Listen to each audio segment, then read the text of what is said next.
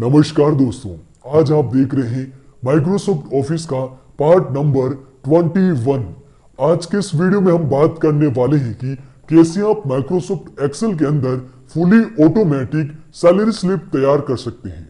जी हाँ दोस्तों, fully automatic salary slip कैसे आप बना पाएंगे आज के इस पार्ट 21 में मैं आपको बताऊंगा।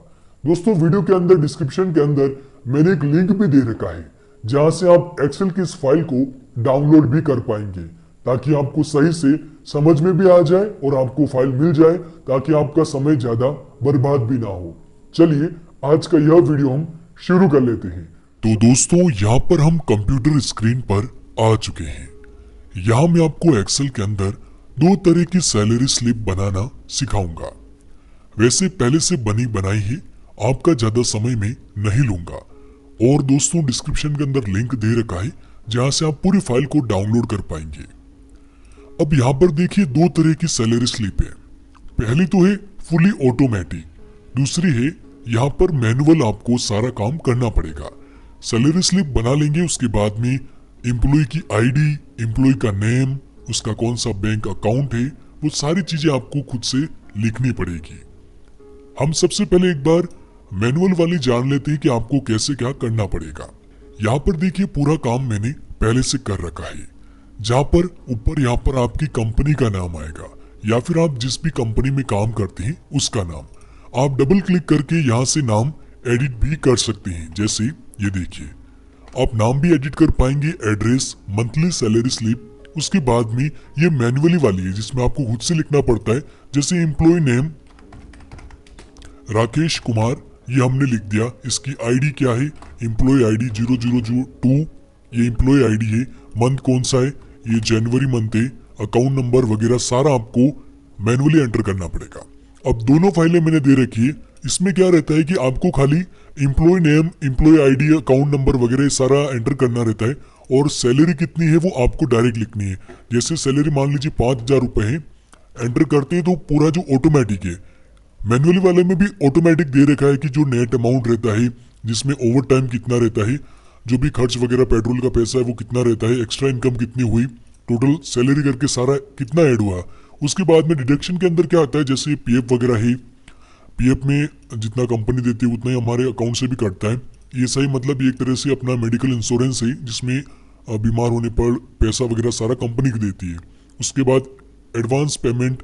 एडवांस पेमेंट में क्या आता है, जैसे कि आपने कंपनी से पहले ही एक्स्ट्रा पैसे ले लिए हैं। यहाँ पर जैसे हमने ऐसे लिख रखा है, जैसे मान लीजिए 11,000 रुपए एक महीने की इनकम पहले से ले ली, तो वो भी आप यहाँ पर एंटर कर सकती हैं। तो नेट सैलरी वगैरह कितनी क्या रहेगी, और टैक्स वगैरह भी देते हैं। अगर किसी भी एम्प्लॉय को अधिक सैलरी मिलती है तो वो भी यहाँ पर ऑटोमेटिक दे रखा है।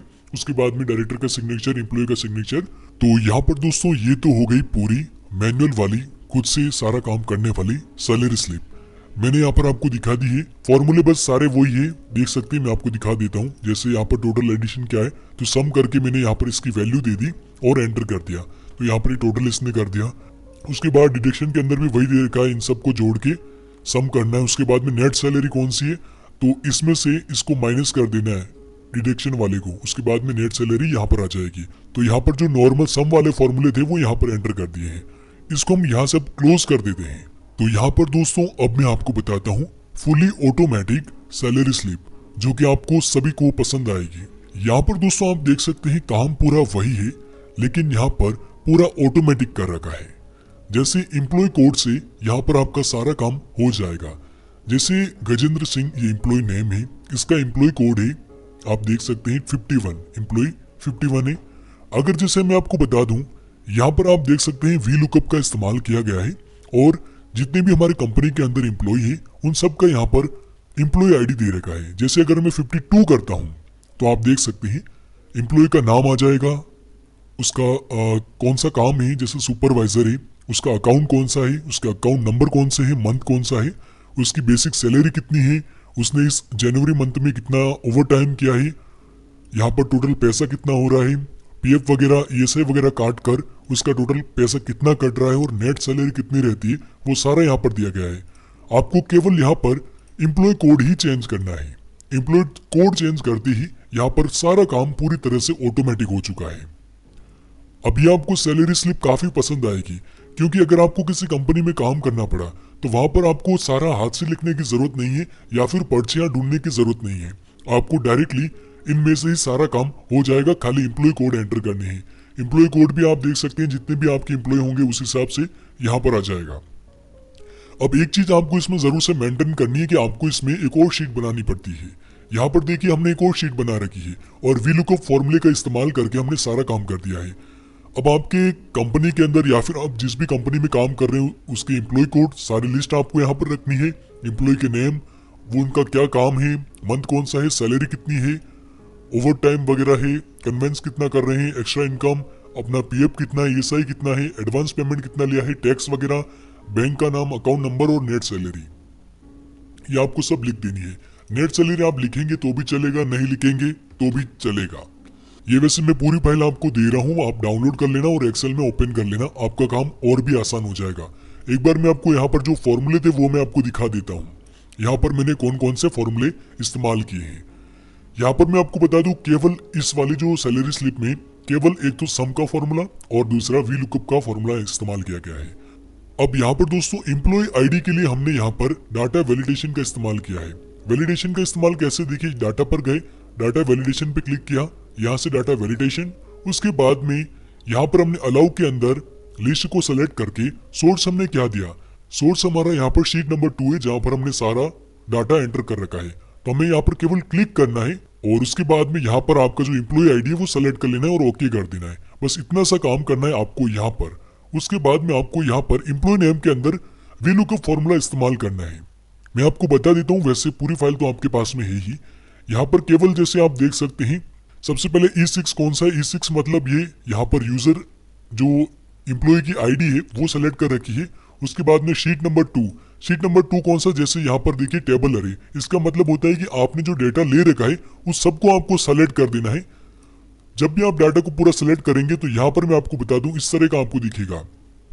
अब यहाँ पर जो कॉलम इंडेक्स नंबर दे रखा है और यहाँ पर मैंने 2 लिख रखा है, तो कॉलम इंडेक्स नंबर क्या होता है वो इंपॉर्टेंट है, जो कि मैं आपको बताना चाहूंगा। अब यहाँ पर देखिए सैलरी जो शीट नंबर 2 जो हमने बना रखी है, वहां पर हमने देखिए 2 नंबर क्यों लिख रखा था, क्योंकि आपको बी से ये जो बी बन रहा है ना वो आपको कॉलम नंबर करना है, उस साइड का ये जो रो नंबर है। तो 2 पर क्या कर रखा है हमने, हमारा जो एम्प्लॉय नेम है वो दे रखा है, 3 पर उसका क्या काम है, 4 पर इसका मंथ जनवरी और 5 पे इसकी सैलरी दे रखी है। तो आपको बस कुछ नहीं करना है, वो सारी चीजें जो भी फॉर्मूला है उसको सेम बस पेस्ट करना है। देखिए 2 पर हमारा एम्प्लॉय नेम है तो हमने यहाँ पर 2 लिख दिया। अगर हम यहाँ पर 3 लिख देते हैं, देखिए एडिट करके 3 लिख देते हैं, तो यहाँ पर इसका क्या काम है, डेस्टिनेशन वो आ जाएगा। देखिए एम्प्लॉय नेम्स हटकर यहाँ पर हेल्पर आ गया। तो यहाँ पर आपको जैसे जैसे भी बढ़ते जाएंगे, जैसे 4 करेंगे, यहाँ पर 4 करेंगे तो यहाँ पर इसका मंथ आ जाएगा। अगर आप इस पे 10 लिखते हैं तो देखिए इसका जो वो टैक्स अमाउंट कितना था, जैसे ईएसआई कितने थे, वो यहाँ पर आ गई है। तो बस वही है, यहाँ पर आपको बस ये जो फॉर्मूला रहता है ना, ये वाला फॉर्मूला, इसको आपको बस कॉपी पेस्ट करना है। आशा करता हूँ आप समझ गए होंगे कैसे क्या यहाँ पर काम हो रहा है, और यहाँ से सारा अपना एम्प्लॉय आईडी जो है वहां से सारा अपना काम हो रहा है।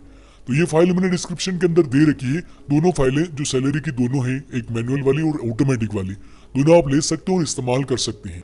आशा करता हूं दोस्तों आपने माइक्रोसॉफ्ट एक्सेल के अंदर फुली ऑटोमेटिक सैलरी स्लिप तैयार करना सीख लिया होगा। डिस्क्रिप्शन के अंदर वैसे भी मैंने फाइल दे रखा है, आप जरूर से डाउनलोड कर सकते हैं।